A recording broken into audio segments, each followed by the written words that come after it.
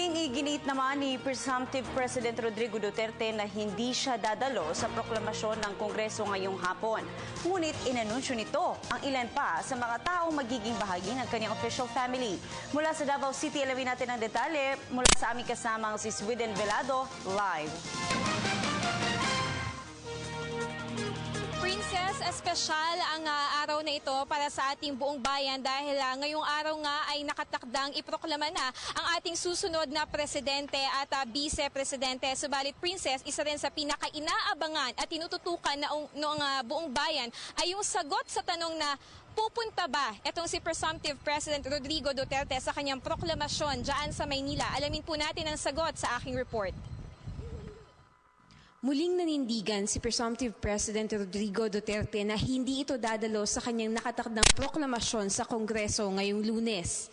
I am not attending any proclamation. I've never attended any proclamation in my life.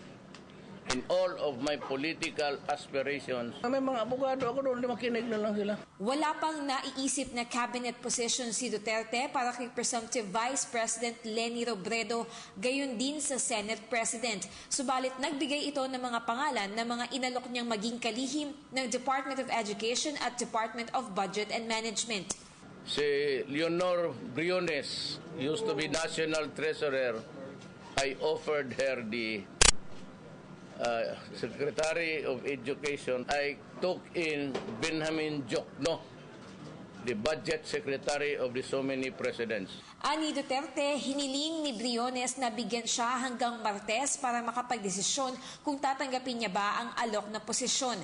Kaugnay niyan, mayroon nang napili si Duterte para humawak sa Customs, Bureau of Internal Revenue, Philippine Drug Enforcement Agency, Land Transportation Office, Department of Health, Department of Science and Technology at Department of National Defense. Ani Duterte sa Martes ay iaanunsyo niya kung sino-sino ang mga napili niyang maging kalihim ng mga nasabing ahensya. Samantala, sinabi ni Duterte na sa mga unang araw ng paninilbihan niya bilang Pangulo ay uuwi-uwi muna ito sa lungsod ng Davao. Ay, nandito yung kama ko. Yung kwarto ko and my house, my home, is my comfort zone. Aniya, sa gabi ay pwede siyang humabol sa 9 p.m. commercial flight at kinaumagahan ay kukunin niya naman ang commercial flight na makakapaghatid sa kanya sa Maynila bago mag-alauna ng hapon. Basta't kailangan lang ay makakumpleto siya ng 8 oras na tulog. My day starts at 1. Kasi mag-review ako ng papel, kung ako ang presidente, I will have to sign. But unlike others, I do not sign until I know what I'm signing about. I might be able only to rest by 12:01. So magbilang kayo ng galing to.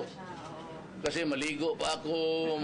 Totoo, maligo pa ako. So 2, 3, 4, 5, 6, 7, 8, 9, 10. 10 magising ako, maligo ako. 11, 12, ready na ako. 1 p.m. 1 p.m. diretso ako. Even if you want that until 12 o'clock.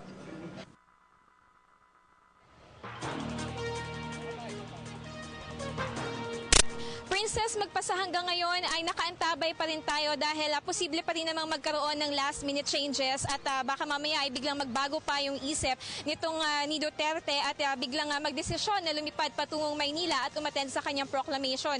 Subalit base sa ating huling update sa kanyang executive assistant na si Bongo ay very determined pa rin itong si Duterte na hindi na pumunta sa kanyang proclamation at in fact kabilang sa mga magre-represent sa kanya mamaya sa proclamation ay ang kanyang itinilagang secretary para sa Department of Justice na si Attorney Vitaliano Aguirre. Yan naman ang latest mula rito sa lungsod ng Davao para sa Telebisyon ng Bayan. Ako po si Sweden Velado.